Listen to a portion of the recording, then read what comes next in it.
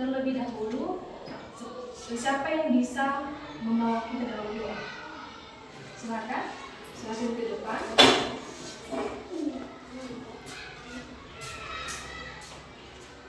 Silakan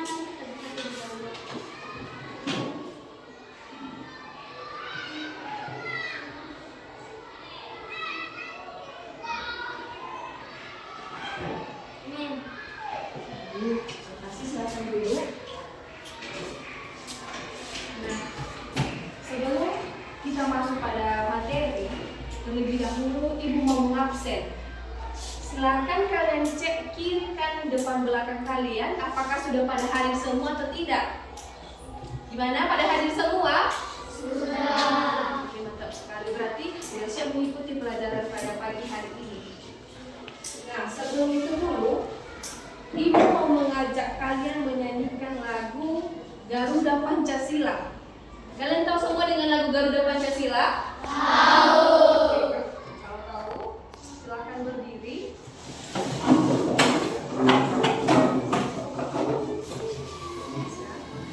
Lagu Garuda Pancasila. 1, 2, 3. Garuda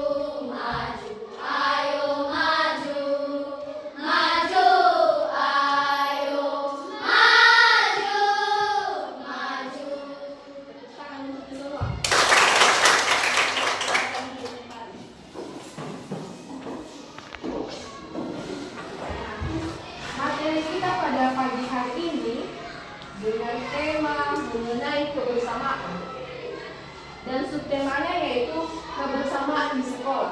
Ini nanti mengandung atau mencakup 3 mata pelajaran, yaitu bahasa Indonesia, matematika, dan SPDP.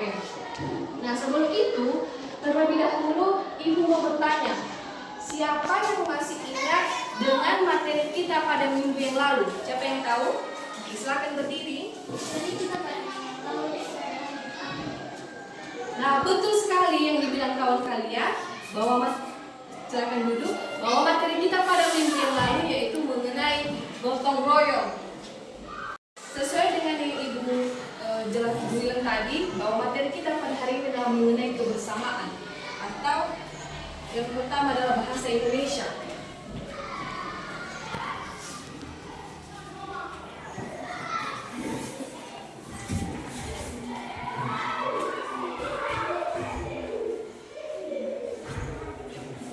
Nah, di sini silakan kalian perhatikan gambar berikut. Nah, pada gambar ini adalah gambar sedang upacara. Ini ada beberapa siswa-siswi sedang upacara. Ini bapak gurunya dan ibu guru. Mereka sedang upacara. Nah, di sini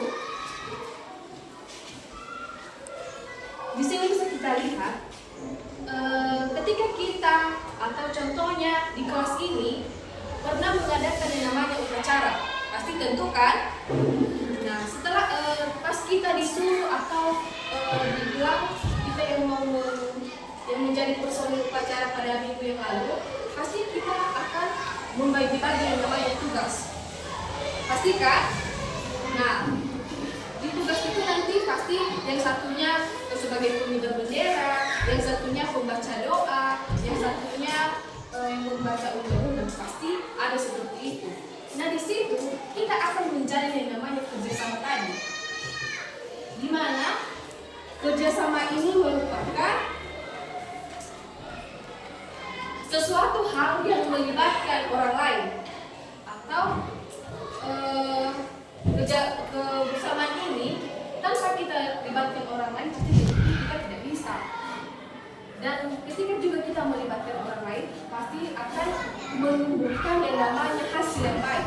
Seperti yang Ibu bilang tadi, ketika kita dipilih menjadi petugas upacara, tentunya kita akan membagi-bagi yang namanya kerja, tugas masing-masing.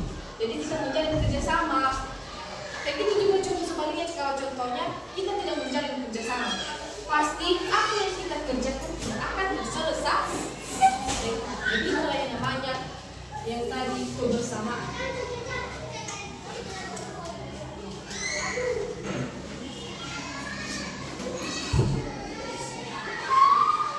Setelah itu, silakan kalian perhatikan gambar berikut. Ini adalah gambar apa? Ini adalah gambar pecahan.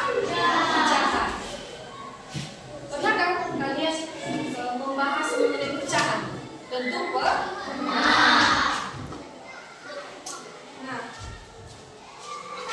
pecahan itu yang dijelaskan, pecahan itu merupakan bagian dari suatu keseluruhan dari suatu kuantitas tertentu. Maksudnya di sini, seperti contohnya kita mempunyai sebuah semangka yang darinya satu terbagi atas dua, berarti itu dinamakan dengan 1/2, berarti itulah pecahan.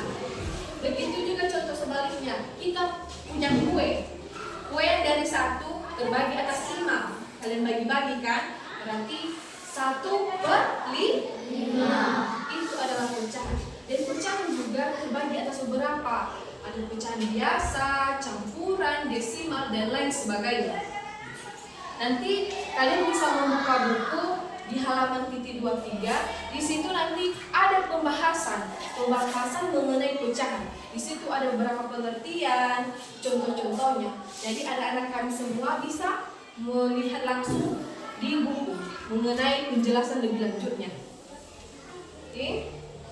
Sekarang kita masuk pada materi berikut mengenai tari.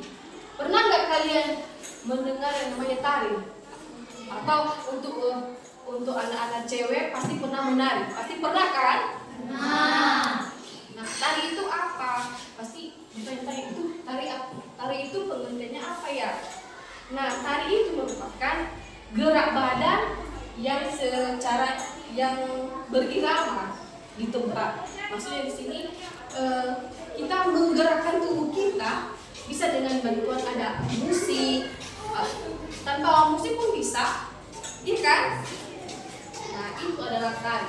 Di sini tari yang kita bahas mengenai tari kijang. Pernah nggak kalian mendengar tari kijang? Nah, seperti inilah yang dinamakan dengan tari kijang. Inilah bentuk, ini adalah gambarannya tari kijang. Jelas? Kalian lihat? Apakah pernah kalian menari seperti ini? Tidak kan? Nah, tari kijang ini dulu dijelaskan berasal dari daerah Jawa Barat, yang mana tari kijang ini merupakan tari kreasi baru. Dulu, kenapa dia dikatakan tari kijang? Karena ini seumpama seekor kijang. Kijang ini dulu berbentuk keemasan. Habis itu, kijang ini pintar, jenaka, dan dia suka bermain-main. Makanya dikatakan dengan tari kijang. Silakan kalian buka buku kalian. Ada buku paket kan? Silakan kalian buka buku paket. Buku paket kalian. Di situ kalian buka halaman 20.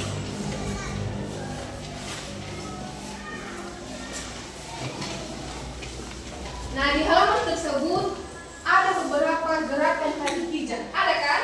Ada. Nah, di situ bisa kalian lihat dan itu juga kalian praktekkan. Bagaimana tari kijang itu dimulai dari kepala, tangan, leher, dan lain sebagainya. Jadi anak-anak kalian semua, mungkin kalau pulang ke rumah kalian buka buku lagi. Di situ ada beberapa gerakan-gerakan yang mesti harus kalian pelajari. Jadi itu juga bisa kalian praktekkan langsung. Karena minggu depan kita akan mempraktekkan masing-masing. Satu orang ke depan mempraktekkan yaitu tarik kijang. Jadi makanya ibu bilang tadi silakan kalian pelajari mengenai tarik kijang. Ini sekarang tidak bisa ibu jelaskan lebih panjang lagi karena mungkin kalau langsung ibu jelaskan mengenai tarik kijang kebetulan juga tarik kijang ini sepertinya tidak pernah ada di dunia, nggak pernah kita praktekkan. Jadi ibu harapkan kepada anak-anak kami silahkan nanti kalian dukung. Di situ nanti ada berapa gerakan-gerakan, silahkan kalian ikuti dan kalian praktekkan. Minggu depan nanti kita akan mengulang kembali atau mempraktekkan masing-masing ke depan. Oke, bisa? Bisa. Sejauh pembahasan kita tadi mengenai yang ketiga ini yaitu kebersamaan, pecahan, dan yang terakhir tadi mengenai tari. Pasti sudah pada paham semua kan? Sudah. Sudah pada paham? Sudah. Dimulai dari tadi pertama kebersamaan. Kebersamaan itu harus ada. Kenapa? Karena itu sangat penting. Kebersamaan itu sangat penting sekali. Itu melibatkan orang lain. Jadi ketika kita bersama-sama mengerjakan sesuatu, pasti akan membuahkan hasil yang bagus. Nah, kemudian yang kedua mengenai pecahan yang dimana yang dari satu terbagi-bagi. Contohnya tadi seperti semangka yang ibu bilang dari satu terbagi atas dua, nanti itu 1/2 dan lain sebagainya. Baru ketiga tadi tari. Tari itu adalah gerak badan yang diikuti dengan secara berirama seperti yang tadi kijang. Nah, itulah beberapa pembahasan materi kita pada hari ini. Sekarang ibu perhatikan dan tadi masih ada lagi yang kurang semangat. Kayak pada loyo-loyo kurang semangat untuk belajar. Nah, biar lebih semangat lagi, ibu mau mengajak kalian. Ketika ibu mengatakan halo, kalian jawab hai. Begitu juga kalau ibu bilang hai, kalian jawab halo. Oke, bisa? Bisa. Lebih semangat kan dari tadi ibu perhatikan masih kurang semangat atau masih loyo-loyo. Entah mungkin ngantuk, ibu perhatikan. Jadi kita mulai. Halo. Hai. Hai. Halo. Halo, hai. Hai, hai, halo. Halo, hai. Hai, hai, halo. Hai, halo, hai. Halo, halo. Sekali lagi. Halo. Hai. Halo, hai. Hai, hai, halo. Halo, hai. Hai, hai, halo. Oke, mantap sekali. Tepuk tangan dulu. Nah, sekarang kita melanjutkan. Sekarang sesi tanya jawab. Dari sejauh ibu menjelaskan mengenai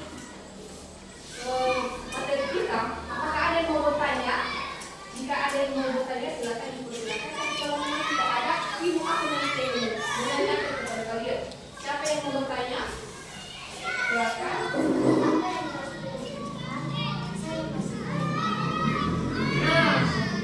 Nah, pertanyaan kawan kita ini, dia masih kurang memahami apa itu pecahan. Nah, sesuai yang ibu bilang tadi, pecahan itu yang mana contohnya pertama dari satu,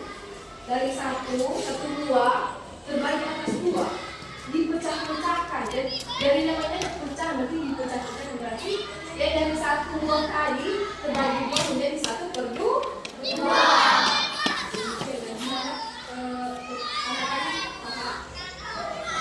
Masih ada lagi pertanyaan? Kita lanjutkan. Di sini siapa yang bisa menyimpulkan pembahasan kita dari awal sampai akhir? Silakan.